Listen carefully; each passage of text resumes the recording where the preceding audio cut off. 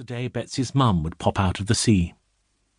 Betsy would wait for her on the harbour steps, and together they would dabble feet and fin in the water.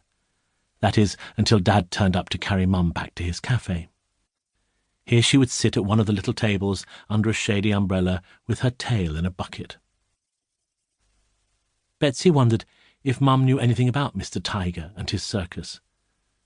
But Mum had a faraway look in her eyes that had more to do with orcas and oceans than circuses. "Do you think Mr. Tiger has animals?" asked Betsy.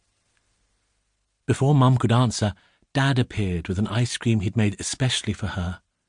He'd called it Myrtle's Minty Mumbo Marvel. "It tastes of wishes," said Mum.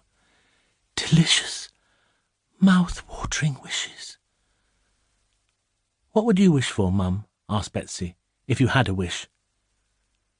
Mum thought about this for a minute and said, "I have everything I could wish for. A beautiful daughter, a loving husband. What more could a mermaid want?" "Legs?" suggested Betsy. Mum laughed. "Then I wouldn't be me, and you wouldn't be you." "I hadn't thought of that," said Betsy. "That's why," said Mum, "you have to be careful what you wish for." Betsy asked her Dad what he would wish for. "Nothing," he said. "I have Mum and you. Anyway, a wish is very hard indeed to find." Betsy wondered if there was a place where wishes were made. If there was, said Dad, he didn't know about it. Mum knew of an island where Gongalong bushes grew. It was said that if the fruit was made into ice cream, you could make a wish from just one scoop, and whatever you wished for would come true. "Then we should go there," said Betsy, "and we could pick Gongalong berries when they are ripe. Dad could make them into ice cream." "Why," asked Mum, "would we need to do that when we have everything we want here on the seashore, and in the tall windy house on the island left off the map of the world?" "I just thought a spare wish might be useful." Mum gave Betsy a hug. "But the island is as far away as Sunday," she said, "and I hear on the seaweed line that a bossy giantess rules it." "That wouldn't stop Dad, would it?" said Betsy. Dad was good at making ice cream, but not so sure about giants, bossy or not. "Wait a minute," said Mum. "There's something else important, but what it is I can't remember. It has something to do with how you pick the Gongalong berries." She thought long and hard, but it had, for the present, swum away from her.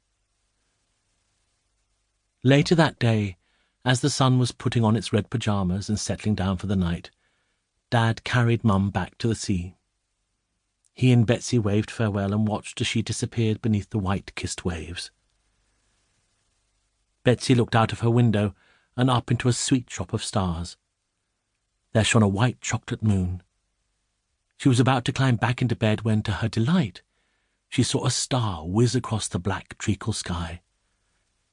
Closing her eyes, she said, "I wish Mr. Tiger and his circus would come tomorrow." Chapter 3. "Crumble cakes," said Betsy, for next day a ship had arrived in port. It was unlike any other she had seen before. Painted in blue and white stripes and festooned with flags. She wondered if her wish might have come true, without even one Gongalong berry. Betsy went downstairs for breakfast, and the first thing she wanted to know was if it was Mr. Tiger's ship.